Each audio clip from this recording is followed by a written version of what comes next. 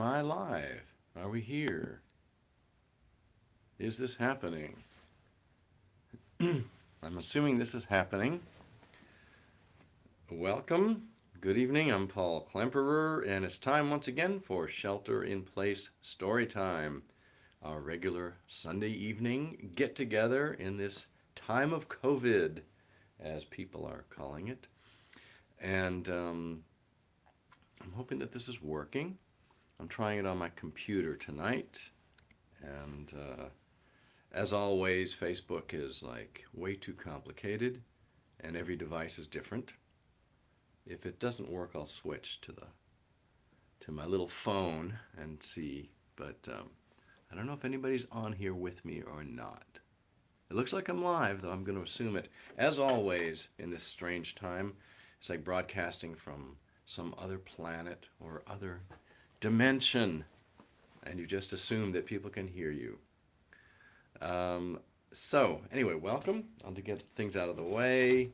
I got the old Venmo do. Is that right? Is that right? Venmo. Disclaimer, if thou wouldst like to support. Oh, good. We've got somebody on there. Hi, Chris. Can you hear me? Can you hear me out there in Radio Land? It's been another strange week, and every week is strange in its own way, in its own beautiful way. So I was thinking of a theme for the evening, and something about artists in exile, something about each of us finding our own path, those of us who don't fit in, and yet we contribute in our own way. Good. I think, thanks, Chris. Somebody can hear me. At least one person can hear me. And so I've got a random selection of things to read, but that's the underlying theme, and it's going to go all over the map. And the idea is, for those of you out there who are going, what's going on with my life? This isn't what I planned. Just to look back on history and see how many other people felt that way too, and yet they persevered. And some of them became famous, and we lionized them, turned them into icons, and manipulated them and used them to sell products or something later. And some of them made a big difference, and yet they are not as well acknowledged. And I'm going to read a few of those. And because they just sort of like made their difference and then got kind of sucked up into the vortex of all the other noise going on. Or B, they were just a little too weird, and they added something cool to the mix, but then they were a little too weird, so people couldn't handle it. And I think I'll read a couple of those to start. I've got a book called Distinguished Shades. This will be backwards, but Distinguished Shades, Americans Whose Lives Live On by Louis Filler. And this was published in, just to be exhaustive for those literary purists who want to know when a book was written, 1992, and historian. And I think the underlying theme of his book, with all these different little miniature biographies, are these are people that contributed to American culture but may have gotten lost in the shuffle or less well known. Okay, are we ready? Are you ready to settle in? Get comfortable? We're going to start, and this is from Distinguished Shades, and it's a little bio of Mary Edwards Walker, who lived from 1832 to 1919. Mary Edwards Walker was a debatable figure in women's rights lore, but unique among individualists. She was raised in Oswego Town in the Finger Lakes region of Upper New York, an area which drew many independent-minded New Englanders, that's for sure. Her father was a cousin of the agnostic Robert Ingersoll. Alva Walker was a farmer whose interest in medicine doubtless influenced his daughter in her later concerns. She learned her lessons in a schoolhouse her father built and gave the town. Both parents contributed to her women's rights principles. Mary grew a small but handsome and energetic girl. She taught school for a while, but in 1853 entered nearby Syracuse Medical College, graduating in 1855. She began medical practice in Columbus, Ohio. Then, receiving an offer of marriage from a former fellow medical school student, she returned to New York. She already expressed independence in several ways. She retained her maiden name, asserted abolitionist views, and wore trousers and a dress coat, at the time closer to the bloomer costume popularized or made notorious by Amelia Bloomer. She and her husband were doctors in Rome, New York, for several years before they separated permanently. C'est la vie. It is likely that marital incompatibility hardened in her attitudes of distaste for males, and that her claim of his unfaithfulness only partially contributed to her long efforts to obtain a divorce. She finally obtained one in 1869. She had already hit on dress reform as a major cause. A photograph of Dr. Walker, as she became for the rest of her life, showed her in a bloomer costume, still graceful and attractive, and she joined a relatively few others in a National Dress Reform Association. The Civil War turned her attention elsewhere. Like Clara Barton, she went to Washington and helped with the wounded, though also agitating for a medical post. Like Barton, too, she ventured independently into battle areas in Virginia, where help for the wounded was urgently needed. Late in 1863, she finally acquired a commission as a first lieutenant in the Federal Army of the Cumberland, and as assistant surgeon wore the uniform of other officers. In April of the following year, on one of her forays away from camp, she was captured by Confederate troops and imprisoned in Richmond, Virginia. During a prisoner exchange, she was returned north, made famous by journalists, and not yet notorious. She embarked on a dual program of personal demands and women's rights causes as she saw them. Her agitation for compensation to war nurses was in the mainstream of patriotic justice, and even her fight to receive a Congressional Medal of Honor for meritorious service, awarded in 1866, took her not far away from public goodwill. Her fight for the bloomer costume, however, carried on in public places that same year, found her embroiled with strangers and in New York in controversy with police. In September 1866, she embarked for England on a personal tour which was the high point of her career. Civil War officer, women's rights advocate, and wearer of the bloomer costume, she projected her viewpoint in lectures which drew excited English audiences. Her return home at the end of the year was a letdown, her services as lecturer or medical practitioner not being sought. A second tour abroad, inspired by the Paris Exposition of 1867 and rounded out in England, proved equally successful, but it was evident that she had not firmly established her vocation. Like so many performers, they do better overseas. How we doing? Cheryl, hi. Reading about Mary Edwards Walker. She sought to enter into women's suffrage, speaking from platforms with Lucy Stone and others, and working along with Belva Lockwood on the Women's Suffrage Bureau in Washington. In 1872, Susan B. Anthony made her sensational attempt to cast a vote in the national elections. Dr. Walker made a similar attempt to vote in her own Oswego town, but was prevented without incident. 1872 was a significant year in her career, for it marked her effort to create a woman's suffrage program of her own, one which was sweepingly repudiated by her former colleagues, leaving her alone in the field. She scorned the constitutional amendment the women offer intended to give them the vote as amendment trash. She scorned that, an awkward phrase which exhibited her charmless approach. Dr. Walker argued that the Constitution, having established a republic, there was no need for an amendment giving women the vote. This approach would have choked off debate at their conventions and dampened related issues useful to the general cause.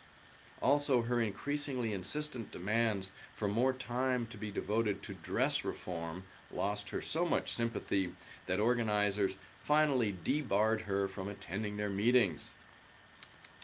Her writings, too, showed her compulsion to foist opinions on readers rather than win them by discussion. Hit, 1871, offered a sampling of women's causes, but also such irrelevancies as her own phrenological chart.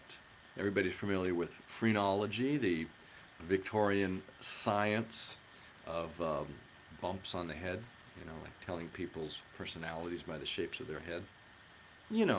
Our venerable scientific tradition of popular opinions based on very little science. But I'm not going to get into that. How are we doing? Well, seems like we're doing okay. Unmasked, or The Science of Immortality, 1888, protested the rude treatment of men toward women in marital relations, presented her often dubious conjecture as facts, and included an uncalled-for chapter on hermaphrodites. The latter may have thrown some light on her own psychic development. The 1880s saw her total transformation into the Dr. Walker of legend, about whom rumor flourished. She divested herself of every article of female attire, going clothed in men's coat and trousers, shirt, stiff collar and tie, and high hat. A contemporary photograph of her, apparently taken unasked, showed her walking a street in Washington. It caught also a woman looking at her from a distance with frank repugnance. Since Dr. Walker practiced little medicine then or later, she may have been in Washington on one of her missions before congressional committees in which she appeared alone to express views. As significant was her willingness in 1887 to appear on several Midwestern dime museum sideshows. After 1890, she retired increasingly to her Oswego town homestead, which had come down to her. Her offer in 1895 to open a new wives' training school was reported to the press, but drew no students. The final drive for women's suffrage in the 1910s involved her not at all. She was mainly active in interminable lawsuits of no general concern. Isolated from events and in poverty, she was all but alone following a fall from the Capitol steps in Washington in 1917. She died 2 years later at a neighbor's house and was buried in the family plot wearing the black frock suit with which she was identified. A simple stone over her grave was marked with the word Mary. She appears briefly in a number of period pieces, notably Helen B. Woodward's The Bold Women, 1953, Charles McCool Snyder, Dr. Mary Walker, The Little Lady in Pants, 1962, is sufficiently definitive. Oh, how bittersweet. And that's a little bio of Mary Edwards Walker, an iconoclast in American history. How's everybody doing? Sure, phrenology, says Tom. Yes, study them bumps. There's a Bugs Bunny cartoon where he studies the phrenology of somebody he's hit on the head with a hammer. Yes, Seltzer and play Storytime. Have a sip. We are off and running. It's a little bit of a wide-ranging theme tonight, but I wanted to I was going to start with kind of people in exile or people feeling outside, but then I got into more this question of culture. We're part of it. Sometimes we are part of it just by breathing and being here. Sometimes we're consciously trying to exert an influence on it, and sometimes we inadvertently influence it. And I just think it's fascinating. And I guess my underlying theme is, fight the good fight, keep up. It's messy out there. Everybody thinks they're right. Of course we all do. And but we have to make room for each other, even though we all take up too much room, or something like that. Anyway, I'm going to jump to another aspect of this theme, and I'm going to read from Edward T. Hall, his book Beyond Culture. It's all backwards, I know. Is it backwards or can you read it? That looks good. Maybe using this computer instead of my iPad is a good thing. I can never figure out, you know, through the looking glass kind of thing. Anyway, Beyond Culture, it's an old book, and so in some ways a little bit clunky, dated, but 1976 and renewed 1981. So, you know, it was hip for the time, but it raises some um, good points. He's a little bit wordy, but yeah, not bad, not bad. And so I want to just read a little bit um, of this chapter called "Culture as Identification," and I'm going to read. It's also like he gets a little bit. It's not just clunky, but it's like, I don't want to call it. I'm trying to be very delicate. When you have an area of expertise, but you overextend and you start talking about other people and other people's cultures to make examples about what you're talking about, but you really don't understand their culture that well because, you know, you're working with the information you had at the time, 1976.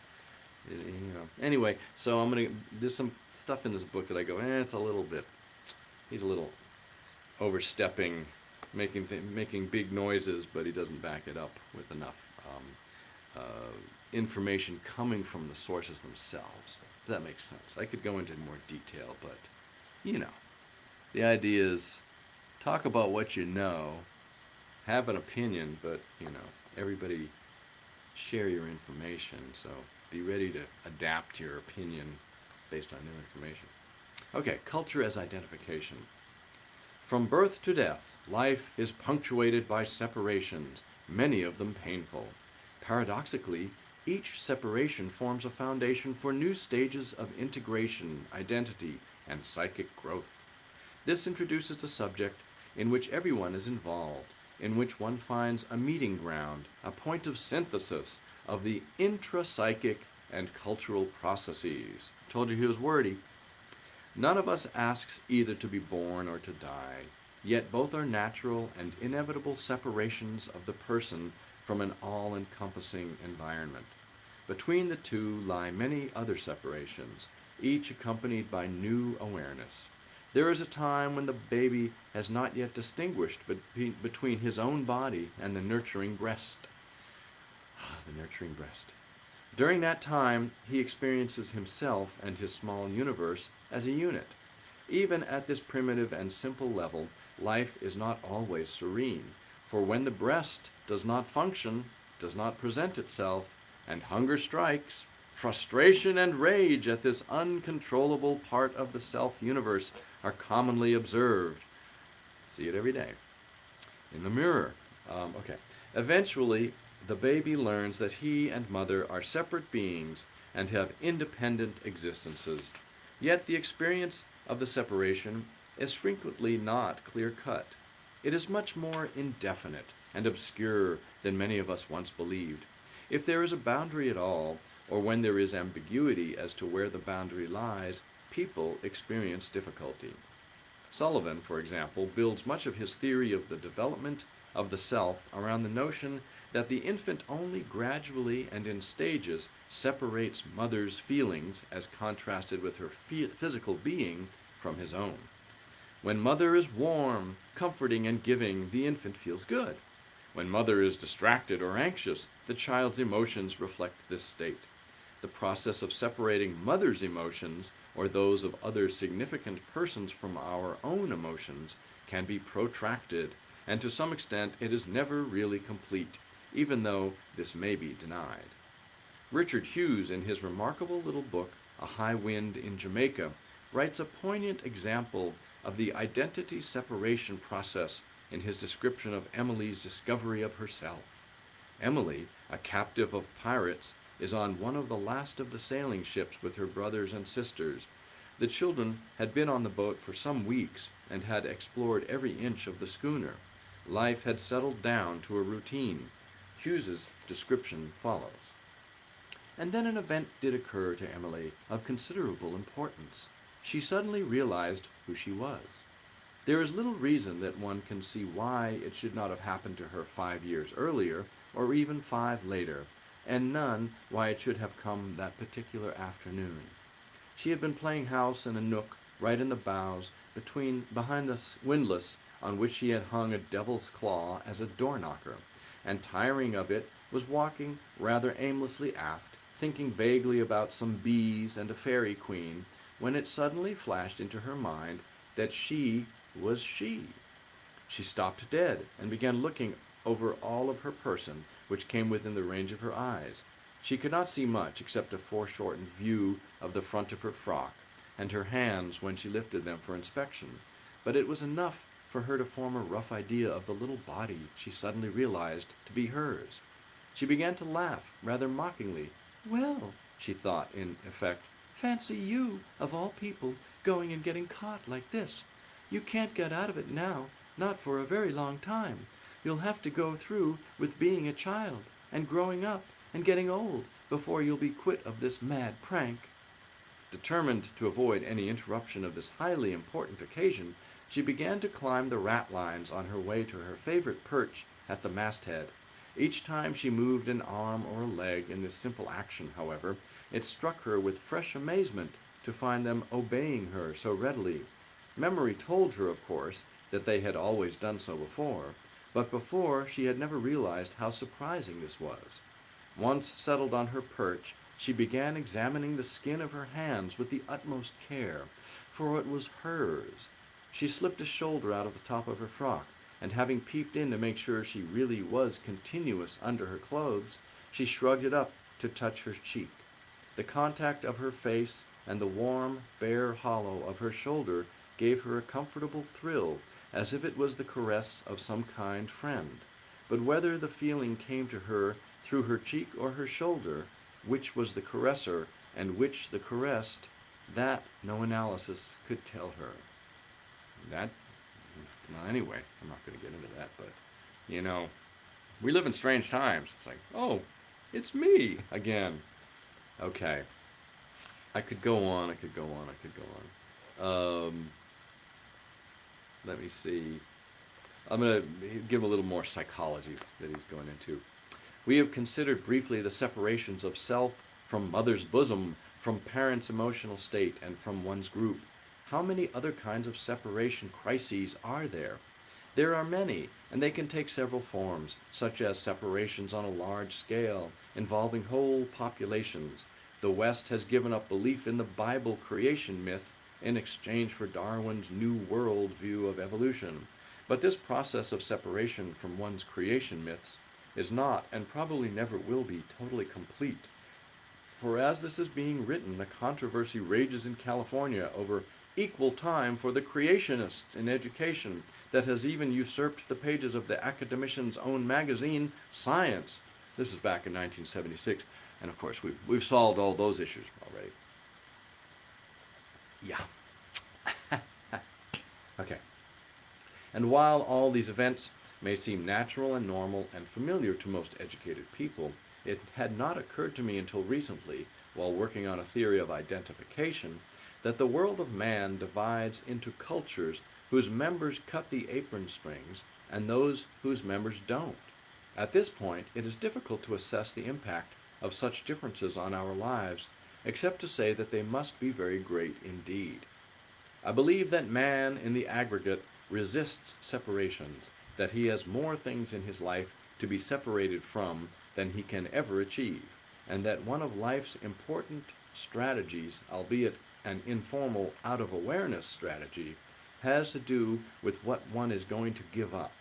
Appetites of every conceivable variety, neurotic dynamisms, ambition, greed, dependence on material things, security of a home with parents, the need for power and dominance over others, quick temper, lust, hard belief in a single religion to the exclusion of all others, nationalism, a single view of science, and many others. Boy, there's a lot of stuff there.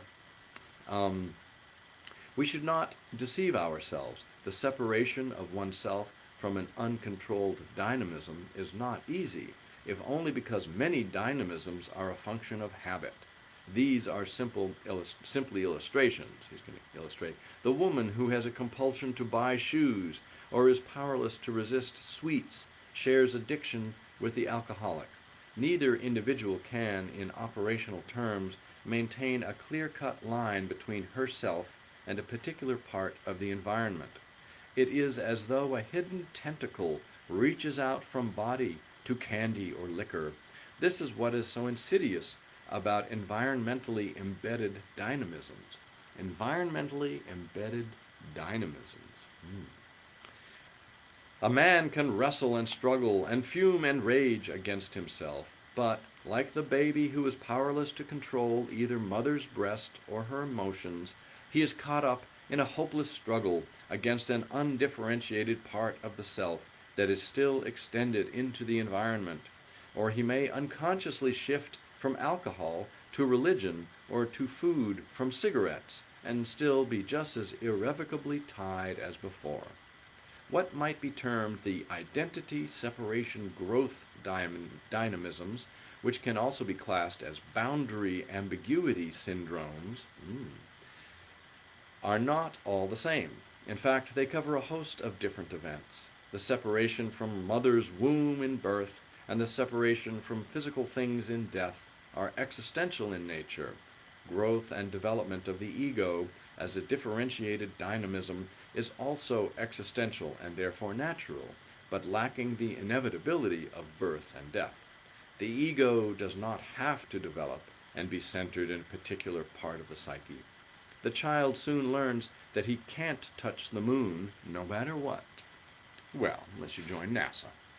Dynamisms such as greed, envy, or the anxiety occasioned by separation from hearth, home, and mother, while frequently neurotic, can also be cultural. It is in the nature of the human situation for man to have to overcome the anxiety occasioned by separations of both types, the neurotic and the cultural.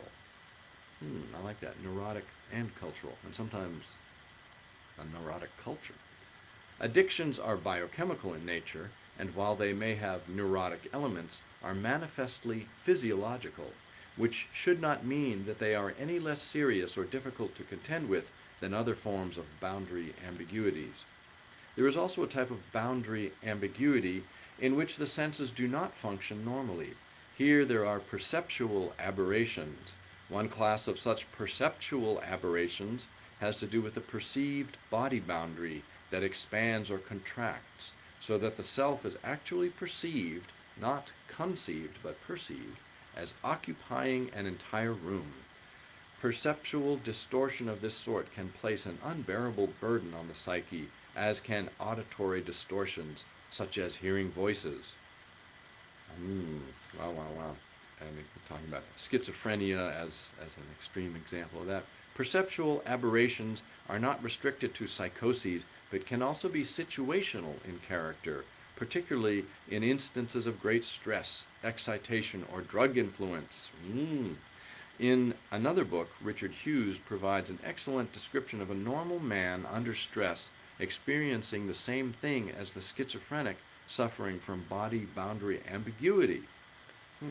Perceptual distortions, the failure to separate the body envelope from the surroundings or the incorporation of outside stimuli, the hearing of voices and seeing visions, are definitely cultural. The Plains Indian had to have a vision before he could become either a warrior or a medicine man. Culture has always dictated where to draw the line separating one thing from another. These lines are arbitrary, but once learned and internalized, they are treated as real. That was the sentence I liked, and I wanted to get to that. So the idea of you as a being and being able to distinguish yourself from your environment, or distinguish your thoughts as thoughts and not as just reality, but just possibly just what you're thinking. It's something that is learned culturally. Let me read that last part again. Culture has always dictated where to draw the line separating one thing from another. These lines are arbitrary, but once learned and internalized, they are treated as real. So that was the one I liked in this book, Edward T. Hall, Beyond Culture, and connecting it back to these individuals we're reading about, these little biographical excerpts. people that don't fit in, that the culture, either they don't fit into the culture or they create a different role within that culture that's not traditional. Interesting stuff. I'm going to read something now. I'm going to go off on a little thing. This is, I was recommended to this author, shout out to Barbara, Collected Fictions by Jorge Luis Borges. And this is a little, it's not so much a story as just a little biographical thing about female pirates, and particularly the Widow Ching pirate. Are you ready? Is everybody with me?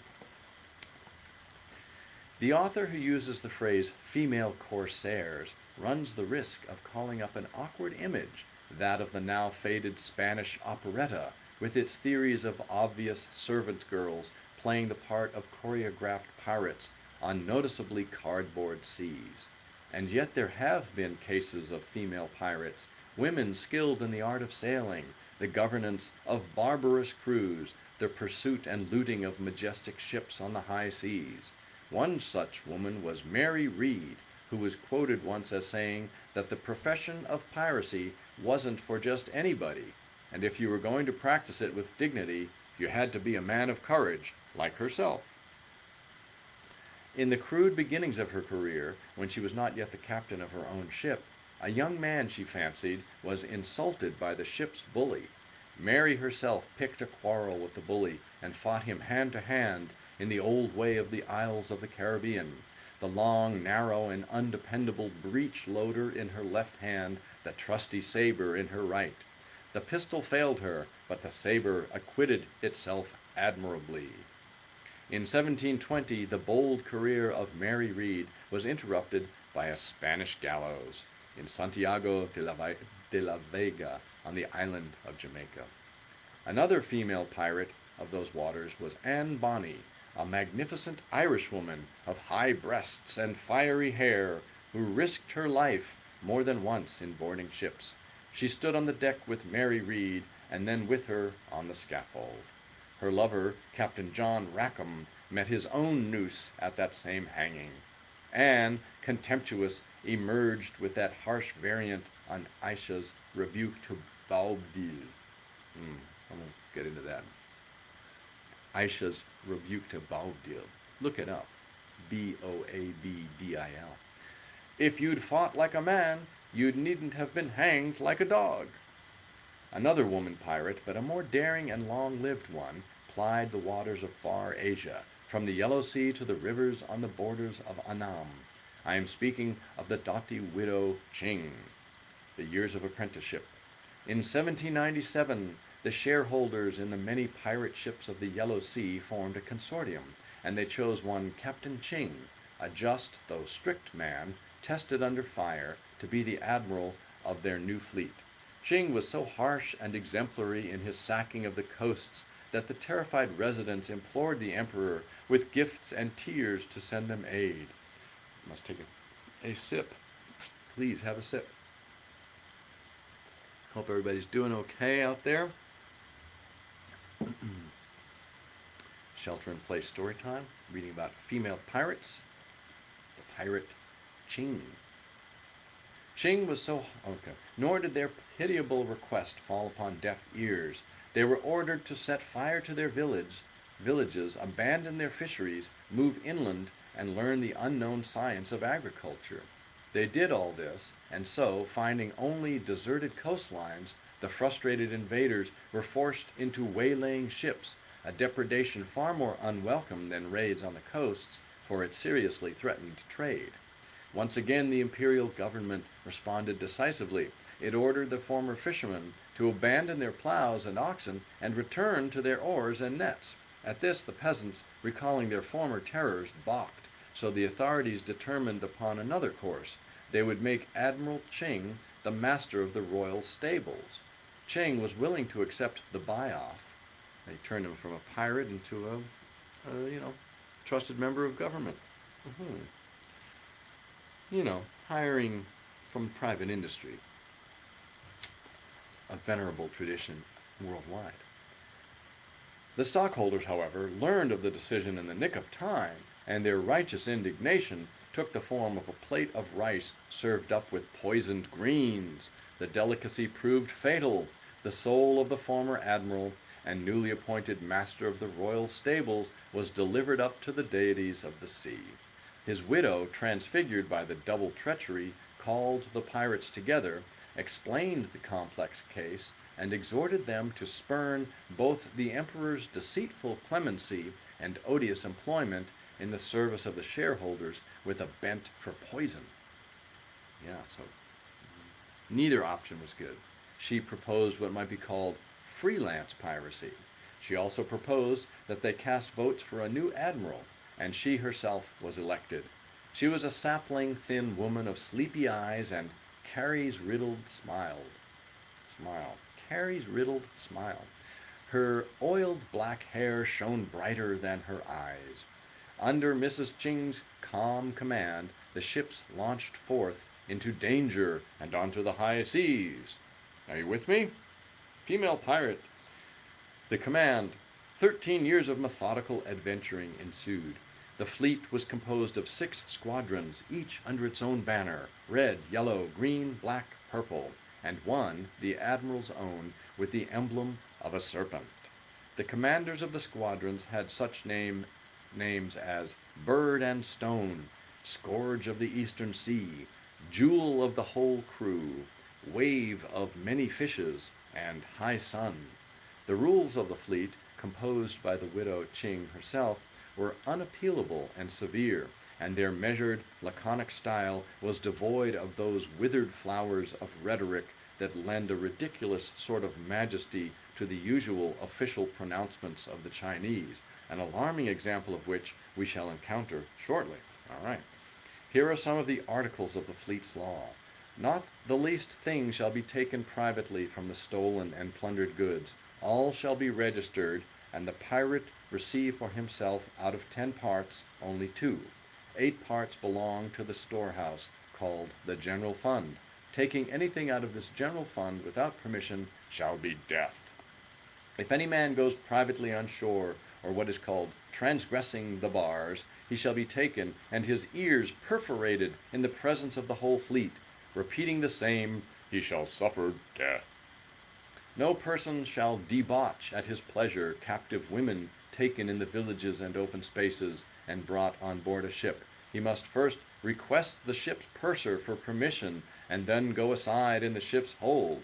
To use violence against any woman without permission of the purser shall be punished by death. Reports brought back by prisoners state that the mess on the pirate ships consisted mainly of hardtack, fattened rats, and cooked rice.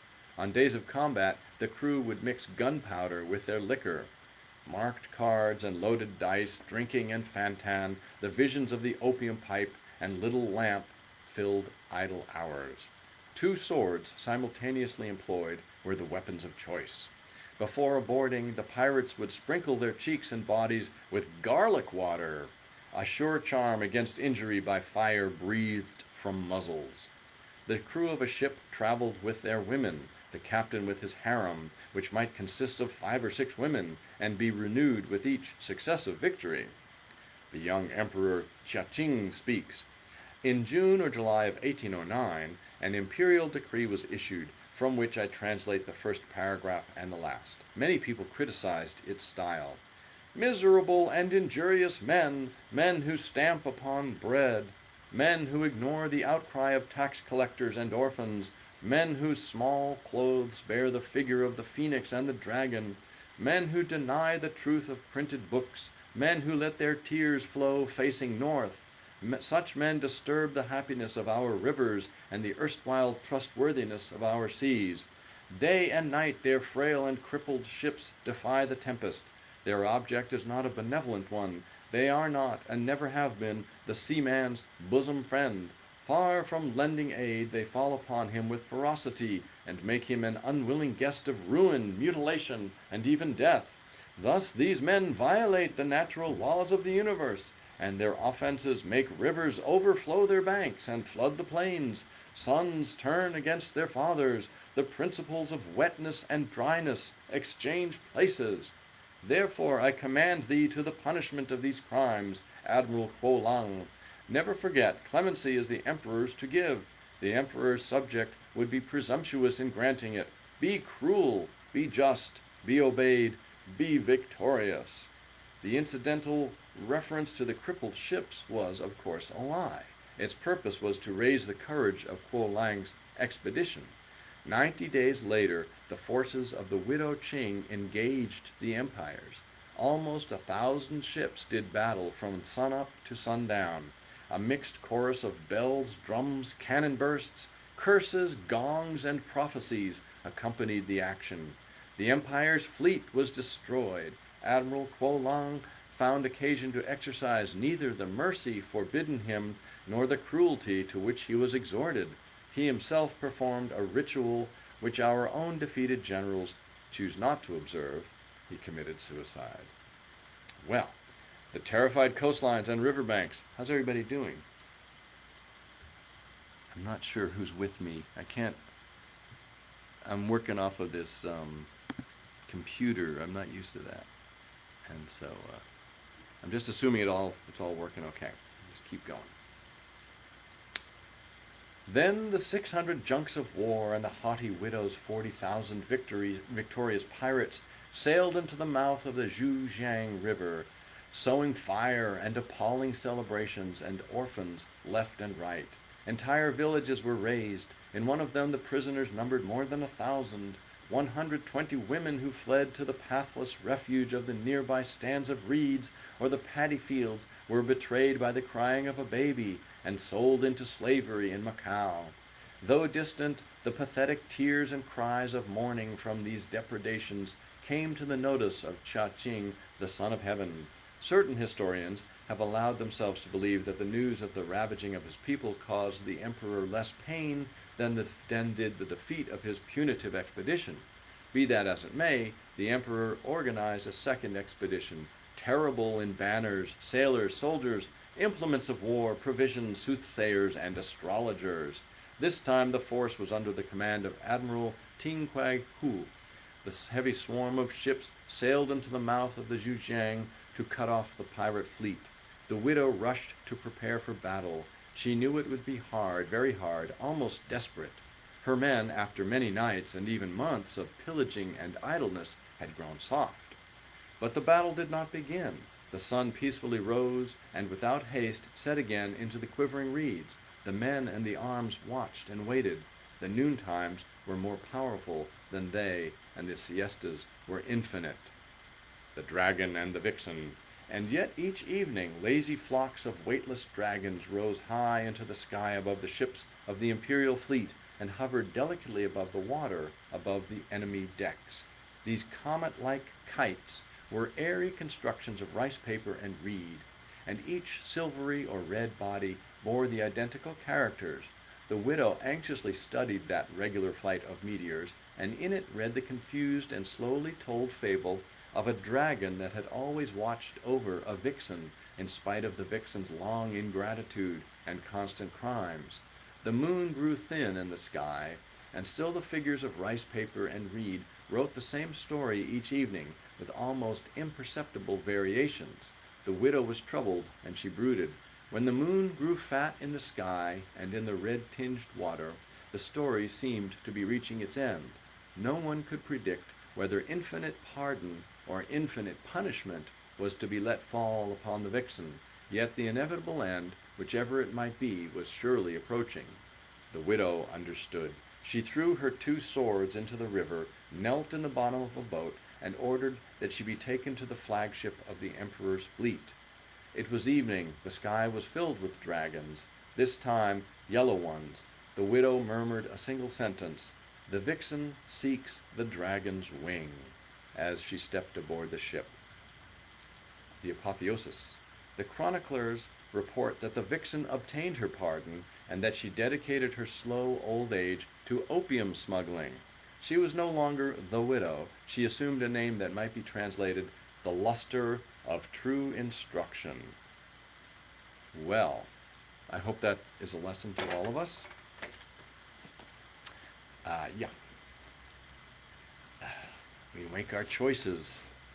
How's everybody doing out there? I'm not sure who's with me, but shelter and play story time every Sunday. And now I've got a few other. Actually, this is a good one. Yeah, I think I'm going to read this other biographical entry and then a little more general conclusion, if that's all right with everybody. I'm reading this one because I was born in Boston, Massachusetts, and one of our rituals in the Klemperer family, in the Klemperer clan, was when you're in Boston to go to Filene's basement. And Filene's was the department store there, and the basement was where all the leftovers, the sale items were, and so you could get great deals. But it was also very dangerous because people would be like thrashing around, grabbing stuff, and you had to learn how to fight for your bargains there. So it was a life lesson. And then I found this little entry in the book, Distinguished Shades. Edward Albert Filene, the family that founded Filene's department store and Filene's basement, which I'm sad to say is out of business now. 1860 to 1937. So hope you enjoyed this. Economics and Human Nature. The social reformer and theorist of capitalism, he was born in Salem, Massachusetts, the son of German businessman William Filene, originally Philen. Philen left Europe in 1848, aged 18, was a merchant tailor in Boston, and in 1856 opened a store in Salem. Married to a Bavarian, like himself of Jewish background, he raised a family which made morality rather than religion the basis of living. The elder Filene made several moves while raising his sons for business. The future weighed heavily on Edward, a small child troubled by a sense of insignificance, and with no enthusiasm for his father's absorption in buying and selling, mainly women's clothes and related merchandise. Of a near scholarly bent, he looked forward to study at Harvard College, where he had been accepted. In 1881, his father, who felt age approaching, sold off several of his ventures in order to open a store in Boston named William Filene's Sons Company. Anticipating retirement, he recruited Edward and his younger brother Lincoln to take it over, which Edward did without complaint. I'm going to close that. Okay. Although disappointed by his loss of higher education. Such a common story. He soon turned necessity into a way of life which was to affect commercial thinking and much more. E. A. Filene, as he became for the rest of his life, as president of the landmark Filenes, and as a civic personage, turned attention on business generally as a public concern. He undertook a series of innovations which were intended not so much to aggrandize himself, though he thought it appropriate for himself to prosper, as to extend the benefits of capitalism to others. Lewis Tappan had earlier helped create the idea of a one-price system as opposed to haggling. Filene made customer satisfaction a first priority, even, as he explained to his salespeople, if it meant sending customers to a competitor. Most famous became his automatic bargain basement, which set prices for a limited time to be lowered as the merchandise failed to sell out. And hence the grabbing at, oh man, I got some deals there. Filene insisted that the stock not be inferior to comparable stock on other floors, but as good, thanks to the superior purchasing ability of his buyers. Under the slogan of permanency, profit, and service, Filene's grew in fame and prosperity, though E. A. Filene was personally disappointed that new partners in his firm did not help him further his quality and low prices program, or his Filene's Cooperative Association, intended to augment employee participation and ending in employee ownership and administration of the department store. For that matter, it turned out that employees were not themselves interested in owning and operating Filene's. They preferred benefits to responsibility. By 1928, Filene's board of directors were thoroughly fed up with Filene's experiments and drew up a plan which kept EA president for life but unable to interfere with their more traditional modes of operation.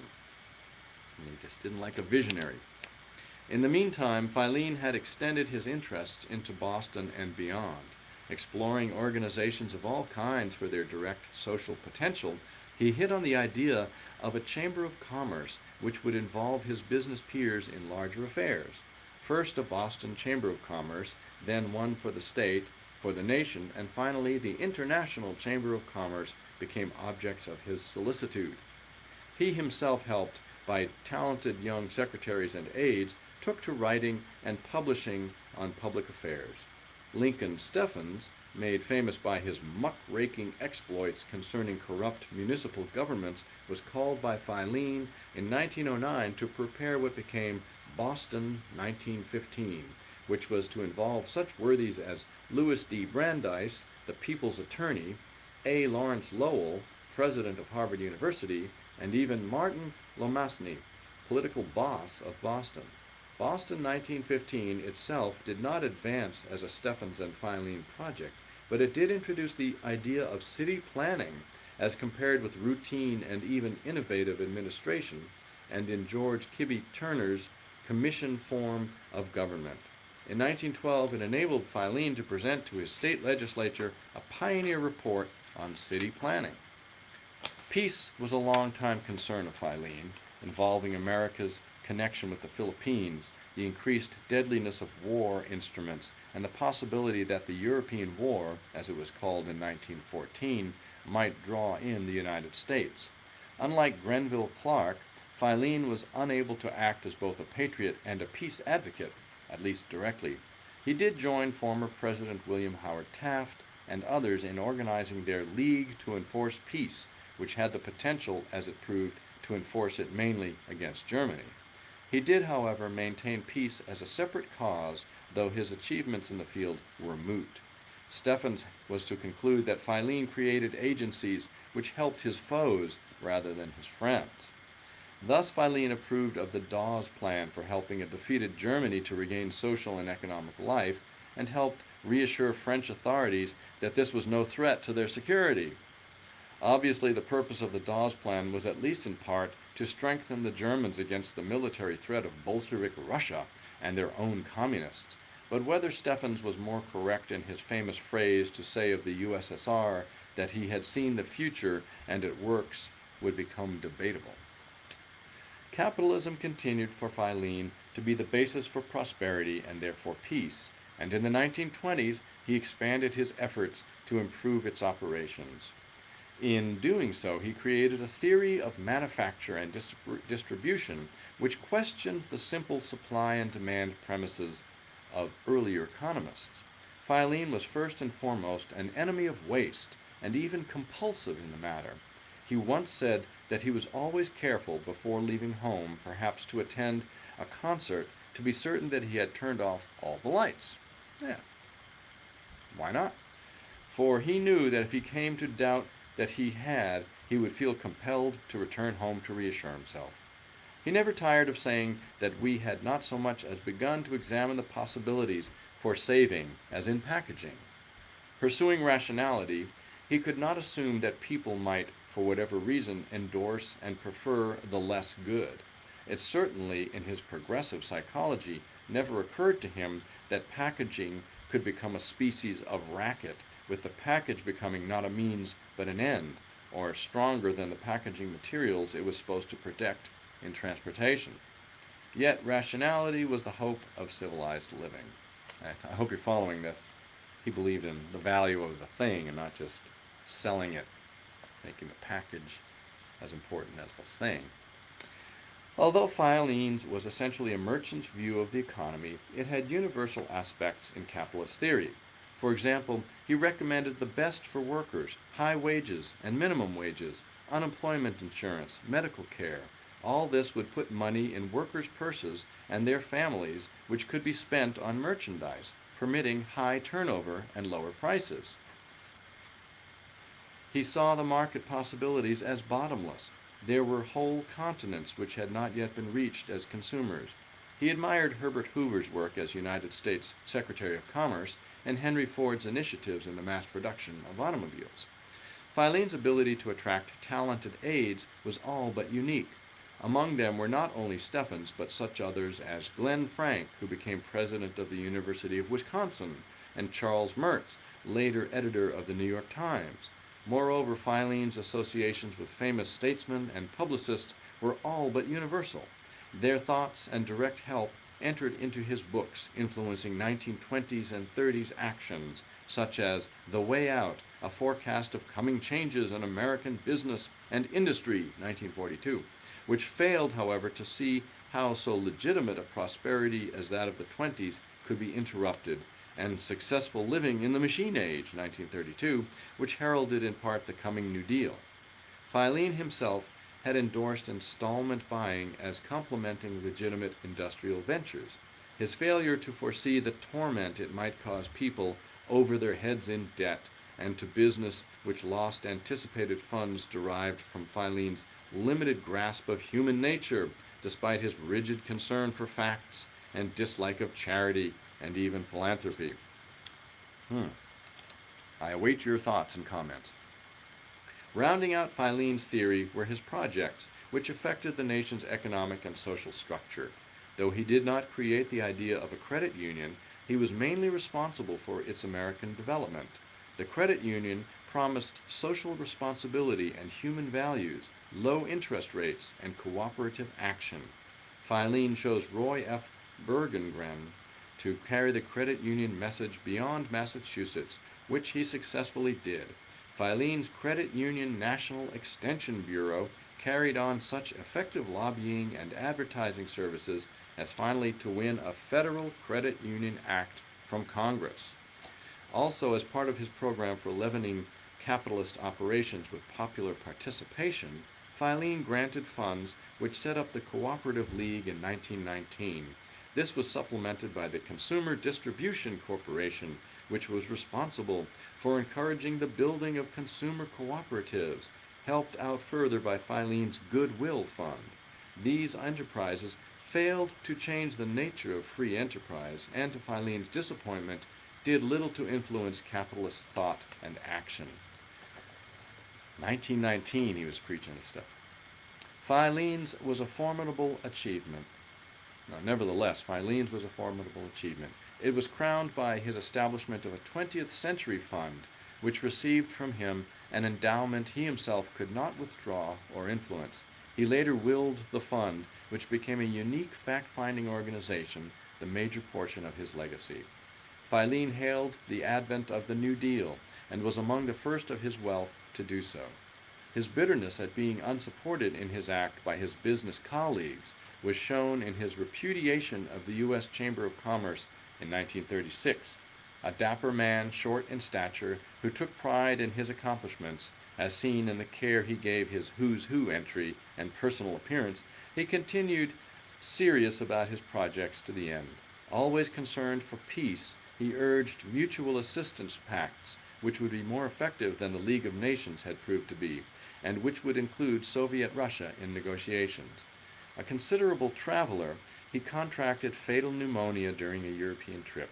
His ashes were brought from Paris to Boston and strewn in the Charles River basin.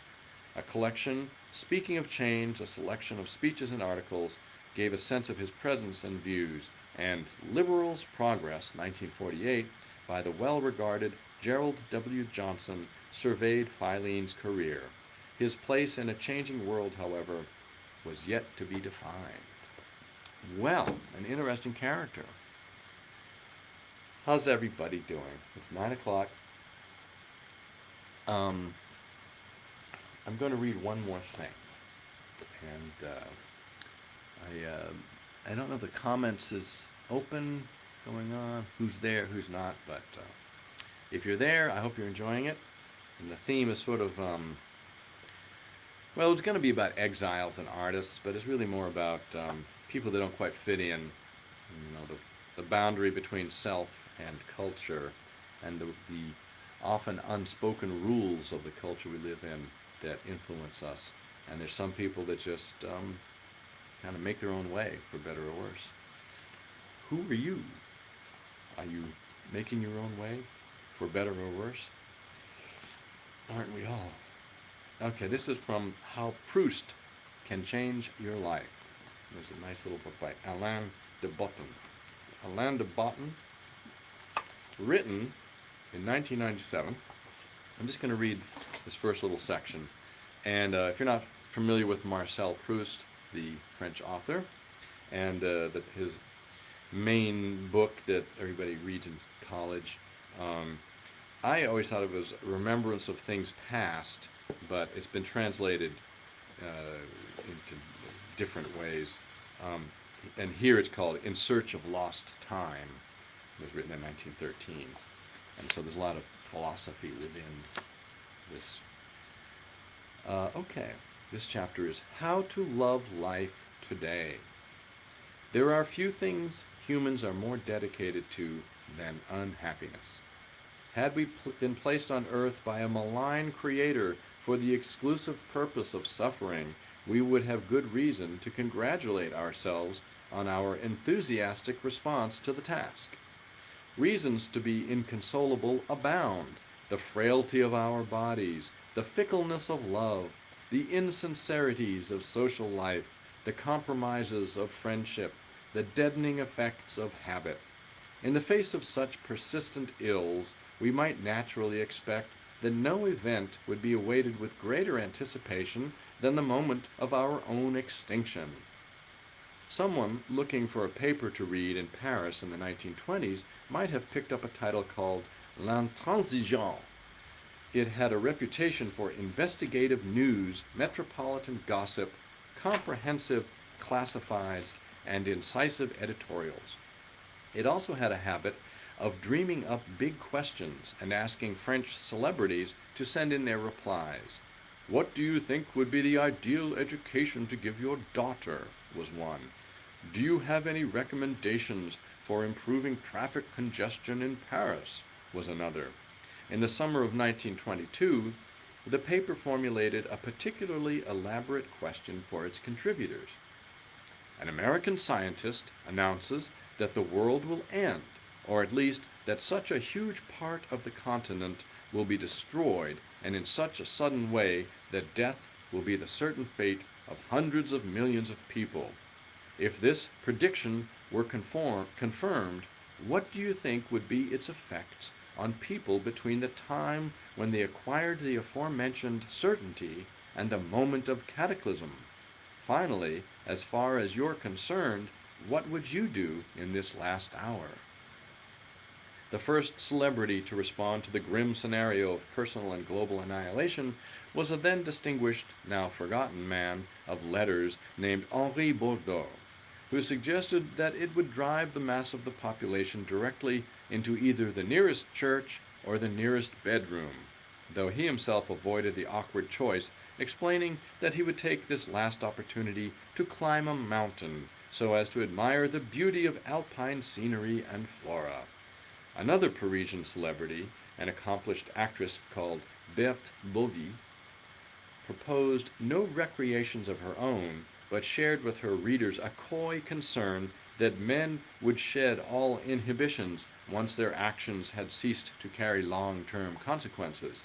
This dark prognosis matched that of a famous Parisian palm reader, Madame Freya, who judged that people would omit to spend their last hours contemplating the extraterrestrial future and would be too taken up with worldly pleasures to give much thought to readying their souls for the afterlife, a suspicion confirmed when another writer, Henri Robert, blithely declared his intention to devote himself to a final game of bridge, tennis, and golf. The last celebrity to be consulted on his pre-apocalypse plans was a reclusive, mustachioed novelist, not known for his interest in golf, tennis, or bridge, though he had once tried checkers and twice aided in the launching of a kite. A man who had spent the last 14 years lying in a narrow bed under a pile of thinly woven woolen blankets, writing an unusually long novel without an adequate bedside lamp. Since the publication of its first volume in 1913, In Search of Lost Time had been hailed as a masterpiece. A French reviewer had compared the author to Shakespeare, an Italian critic had likened him to Stendhal, and an Austrian princess had offered her hand in marriage. Though he had never esteemed himself highly, if only I could value myself more, alas, it is impossible, and had once referred to himself as a flea and to his writing as a piece of indigestible nugget, Marcel Proust had grounds for satisfaction. Even the British ambassador to France, a man of wide acquaintance and cautious judgment, had deemed it appropriate to bestow on him a great, if not directly literary honor, describing him as the most remarkable man I have ever met, because he keeps his overcoat on at dinner. Enthusiastic about contributing to newspapers, and in any case a good sport, Proust sent the following reply to L'Intransigeant and its catastrophic American scientist. I think that life would suddenly seem wonderful to us if we were threatened to die as you say. Just think of how many projects, travels, love affairs, studies it, our life, hides from us, made invisible by our laziness, which, certain of a future, delays them incessantly. But let all this threaten to become impossible forever, how beautiful it would become again. Ah, if only the cataclysm doesn't happen this time, we won't miss visiting the new galleries of the Louvre, throwing ourselves at the feet of Miss X, making a trip to India. The cataclysm doesn't happen, we don't do any of it, because we find ourselves back in the heart of normal life, where negligence deadens desire. And yet, we shouldn't have needed the cataclysm to love life today. It would have been enough to think that we are humans, and that death may come this evening. Feeling suddenly attached to life when realize the imminence of death suggests that it was perhaps not life itself which we had lost the taste for, so long as there was no end in sight, but our quotidian version of it, that our dissatisfactions were more the result of a certain way of living than of anything irrevocably morose about human experience. Having surrendered the customary belief in our own mortality, we would then be reminded of a host of untried possibilities lurking beneath the surface of an apparently undesirable, apparently eternal existence. However, if due acknowledgement of our mortality encourages us to reevaluate our priorities, we may well ask what these priorities should be. We might only have been living a half-life before we faced up to the implications of death, but what exactly does a whole life consist of? Simple recognition of our inevitable demise does not guarantee that we will latch onto any sensible answers when it comes to filling in what remains of the diary. Panicked by the ticking of the clock, we may even resort to some spectacular follies. The suggestions sent by the Parisian celebrities to L'Intransigeant were contradictory enough. Admiration of alpine scenery, contemplation of the extraterrestrial future, tennis, golf. But were any of these fruitful ways to pass the time before the continent disintegrated? Proust's own suggestions, the Louvre, love, India, were no more helpful. For a start, they were at odds with what one knows of his character. He had never been an avid museum visitor, he hadn't been to the Louvre in over a decade, and preferred to look at reproductions rather than face the chatter of a museum crowd. People think the love of literature, painting, and music has become extremely widespread, whereas there isn't a single person who knows anything about them. Nor was he known for his interest in the Indian subcontinent, which was a trial to reach, requiring a train down to Marseille, a mail boat to Port Said, and 10 days on a P&O liner across the Arabian Sea, hardly an ideal itinerary for a man with difficulty stepping out of bed. As for Miss X, to his mother's distress, Marcel had never proved receptive to her charms, nor to those of the Mrs. A to Z. and it was a long time since he had bothered to ask if there was a younger brother at hand, having concluded that a glass of well-chilled beer offered a more reliable source of pleasure than love-making. That's strange for a Frenchman to say. But even if he had wanted to act according to his own proposals, Proust turned out to have little chance. Only 4 months after sending his answer to L'Intransigeant, having predicted that something like this would happen for years, he caught a cold and died. He was 51. He had been invited to a party, and despite the symptoms of a mild flu, he wrapped himself in 3 coats and 2 blankets and went out all the same. On his way home, he had to wait in a glacial courtyard for a taxi, and there caught a chill. It developed into a high fever that might have been contained if Proust hadn't refused to take the advice of doctors summoned to his bedside. Fearing that they would disrupt his work, he turned down their offer of camphorated oil injections and continued to write, failing to eat or drink anything besides hot milk, coffee, and stewed fruit. The cold turned into bronchitis, which snowballed into pneumonia. Hopes of recovery were briefly raised when he sat up in bed and requested a grilled sole, but by the time the fish was bought and cooked, he was seized by nausea and was unable to touch it. He died a few hours later from a burst abscess in his lung. Yow! Fortunately, Proust's reflections on how to live were not limited to an all too brief and somewhat confusing reply to a fanciful question from a newspaper, because right up to his death, he had been at work on a book that set out to answer, albeit in a rather extended and narratively complex form, a question not dissimilar to the one provoked by the predictions of the fictional American scientist. The title of the long book hinted as much, though Proust never liked it and referred to it variously as unfortunate, misleading, and ugly. In Search of Lost Time had the advantage of pointing directly enough to a central theme of the novel, a search for the causes behind the dissipation and loss of time. Far from a memoir tracing the passage of a more lyrical age, it was a practical, universally applicable story about how to stop wasting time and start to appreciate life. Though the announcement of an imminent apocalypse could no doubt make this occasion a concern uppermost in anyone's mind, the Proustian guidebook held out a hope that the topic could detain us a little before personal or global destruction was at hand, and that we might therefore learn to adjust our priorities before it was time to have a last game of golf and keel over. Well, that was from How Proust Can Change Your Life. The way we think about our lives and our personal existences within the culture and the rules the culture gives us as we grow, and we incorporate them unconsciously, and sometimes we consciously separate from them, though it's difficult, and sometimes we react to them, and we're not even sure why, as any perusing of Facebook would show. Anyway, I thought these were interesting questions, and I hope those were enjoyable little vignettes of these people's lives that did different things. And what else? Stay in touch. pksaxhq@gmail.com if you want to email. pksax.com for the website. Next event this week is the Jazz History Workshop, Tuesday.